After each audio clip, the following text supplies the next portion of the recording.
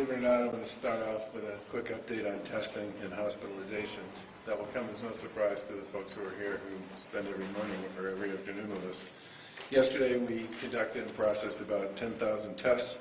That brings the total number of tests we've conducted in Massachusetts to about 324,268 tests.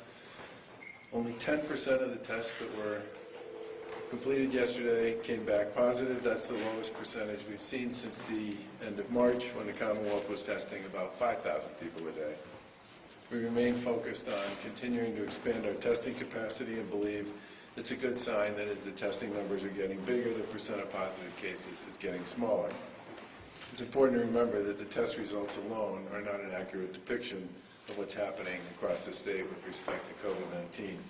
The test results are completely dependent on who gets the test, and we've been targeting our tests to certain areas and facilities, long-term care, hotspots, and high-risk parts of the population to make sure that we have a good sense of what's going on in the places where we need the most information the most quickly. Every day we've had conversations with our colleagues in healthcare and in the hospital industry to monitor our healthcare capacity and our hospitalization rate.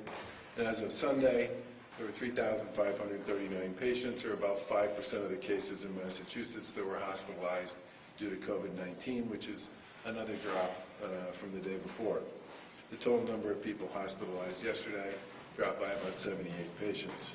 We've seen a pretty steady downward trend on the number of people hospitalized for COVID-19 for just about a week. That's a really encouraging sign and a key piece of data that we watch closely with respect to almost all issues associated with how we're doing. We're still very much in the fight against the virus, but it's encouraging, I think, for everybody to see progress, given how much hard work and how much sacrifice has been invested in this. As we come through the other side of this and start to determine next steps for going forward, we need to see these numbers continue to fall. And that's based on guidance and advisories that we've gotten from this country and, frankly, from many others as well. One of our main priorities continues to remain tracking down more personal protective equipment and getting it out to healthcare facilities and other healthcare providers across the Commonwealth. As of yesterday, we've delivered almost 8.5 million pieces of PPE, including masks and gowns and gloves and ventilators. And we're getting this protective gear out to a variety of places, including hospitals, senior care facilities, long-term care facilities, and of course to our first responders. And in part due to the gracious and inventive work of companies like Merrow, who are here with today, who have stepped up, we can help produce PPE right here in Massachusetts. Securing PPE for frontline healthcare workers and public safety personnel has been a challenge, not just for us, but for people across the country. And we continue to work supply chains, but we've looked to our own businesses right here in Massachusetts to help us produce life-saving gear and supplies. Through some unique partnerships, we've created and funded a program called the Massachusetts Emergency Response Team. And this program offers several resources to assist local manufacturers that want to make PPE, even if it's not necessarily in their business model. And companies like Merrow are one of Merck's biggest success stories. The team came together through the Executive Office of Housing and Economic Development and the leaders of the state side of the Advanced Manufacturing Collaborative and the Mass Tech Collaborative. Carolyn Kirk, who is the Executive Director, is standing directly behind me and oversees this program. It includes folks from academia, industry, and government with a shared mission of opening up new sources of products that can be used in the fight against COVID. We established a procurement portrait for manufacturing companies to use, and so far we've heard from 667 manufacturers who are looking to help. 424 of those companies are located in Massachusetts, and 34 of them are right here in Bristol County. MERT helps companies identify what types of items are in need, provides regular guidance and assistance, helps coordinate supply chain needs if they need the help, access to testing, reviews product instructions for use, labeling, and packaging, and puts them in touch with the right people if they need to get approvals at either the state or the federal level. And I do want to give a big shout out to the folks at MIT, WPI, and the folks from UMass Lowell, all of whom have provided us with a lot of technical assistance and guidance along the way. I also want to thank Senator Mike Rodericks for his hard work and dedication here in the district. He was one of the first people to talk to us about Merrow, and I also want to thank Representative Silva, where is he? Sylvia, where is he? They left, okay. Representative Smith and Sylvia were both here. Two other folks who've been terrific allies on a number of these initiatives. And I think the main point I want to make is how important it is for us to create supply chains and opportunities to access gear that are closer to home. We all know all the stories that many of us have been involved in, not just here in Massachusetts, but around the country over the course of the past 60 days or so, where we've been busy chasing gear all over the globe. And there are all kinds of interesting and complicated issues that come with chasing supply chains that take you not just outside the Commonwealth, but outside the country. And one of the best parts about this particular initiative and this particular company that we're standing in here today is they're located here in the Commonwealth. They've been working with us for several years. Charlie and I were talking earlier about the fact that we and they have been investing collectively in this facility to help them get into the business of instruments and soft cloth products for quite a while. And it's those investments in many respects that made it possible for them to step this up and set it up in such a quick period of time when the opportunity presented itself to do so.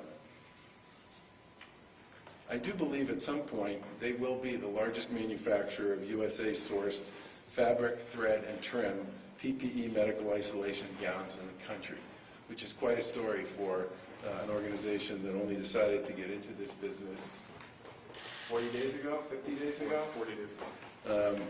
They're also working on surgical caps, gaiters, and pillowcases as well. This is an 8th generation family business. They know how to pivot. They've done it many, many times over the course of over 100 years. And they're projecting that by the end of this summer, they'll be making 700,000 gowns a week at this facility. This obviously will establish a new, substantial, and very secure supply chain for essential medical products and gear for our healthcare workers right here in the Commonwealth that can support providers here in Massachusetts and in other areas as well. I think the best part about this in some respects is they've been able to hold on to their staff. They've hired about 41 new people, and they believe they could add well over 100 people when they really get to scale. And they'll be doing something that will be unbelievably important to the healthcare provider community here in Massachusetts and across the country. I do also want to say that we're thrilled that they've been able to get together with our colleagues in Rhode Island, with my friend Governor Gina Raimondo down there, and stepped up to help them with an original delivery of 3,000 gowns and 500,000 more on order.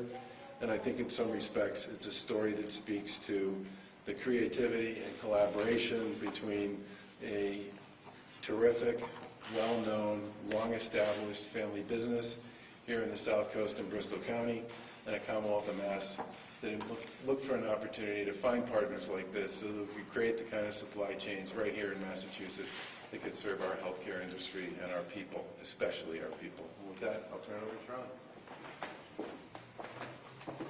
Thank you, Governor Baker.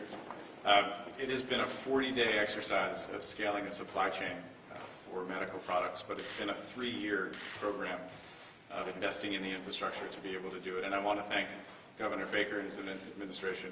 I'd like to thank Carolyn Kirk and Mass Tech. They've been partners for years now. We built a workforce training program that last year put 71 people into full-time jobs in an industry that people had long ago written off. Merrow has been very hopeful and invested in the industry of building soft goods for the last several years in Fall River and New Bedford because we have such remarkable skill and talent in this part of Massachusetts. And I think one of the terrific stories about, in what is otherwise a pretty grim time, is that the investment that we've made and that other companies have made in Massachusetts are allowing us to lead in the country in the development and the manufacture of PPE. And this is a significant moment where industries that long ago thought that they had been left for dead are now vital. And the investments that are being made in infrastructure, the investments are made in plant and equipment, and our programs to help bring people into the workforce are going to make a difference for Massachusetts for a long time to come. And I maintain that this is an opportunity for Massachusetts to become a leader in an industry that needs leadership. and that we're proud to be part of it. We wouldn't be here without our partnership with the Baker administration and with Mass Tech and with the remarkable people who have worked over the last month to help scale this into what is a significant operation.